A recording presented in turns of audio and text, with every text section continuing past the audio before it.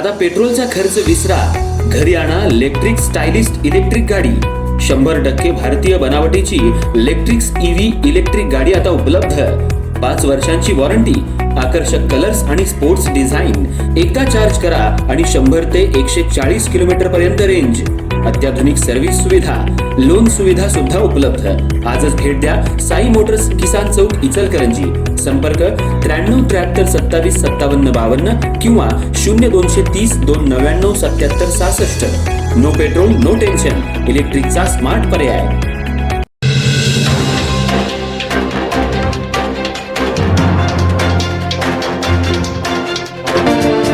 इचलकरंजी शहरालगत असलेल्या तारदाळ परिसरात जुन्या वादाच्या कारणातून तरुणावर आणि त्याच्या नातेवाईकांवर जीवघेणा हल्ला झाल्याची घटना घडली असून या प्रकरणी 6 जणांविरोधात शहापूर पोलीस ठाण्यात गुन्हा दाखल करण्यात आलाय।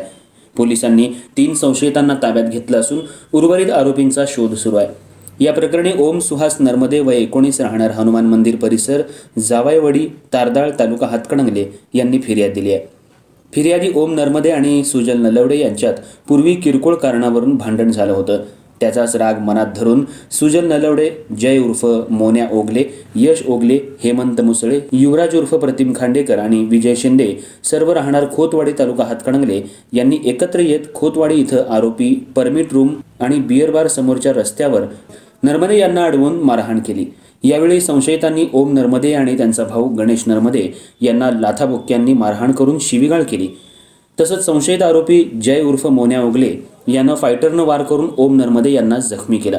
त्यानंतर संशयितांनी बेकायदेशीर जमाव जमवून मोटरसायकलीवरून नरमदे यांच्या घराकडे जात सागर दत्तात्रय नरमदे वय 46 आणि अजय वसंत चौगुले वय 39 यांना देखील मारहाण केली।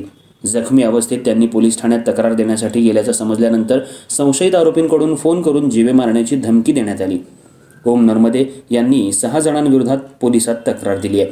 त्यानुसार शहापूर पोलिसांनी विविध कलमान्वये गुन्हा दाखल केला असून 3 संशयितांना ताब्यात घेतलंय, तर उर्वरित संशयित आरोपींचा शोध सुरू असून पुढील तपास शहापूर पोलीस करतायत। दरम्यान या घटनेची माहिती गावात समजताच संतप्त ग्रामस्थांनी शहापूर पोलीस ठाण्यात धाव घेऊन तात्काळ गुन्हा दाखल करून अटक करण्याची मागणी केली।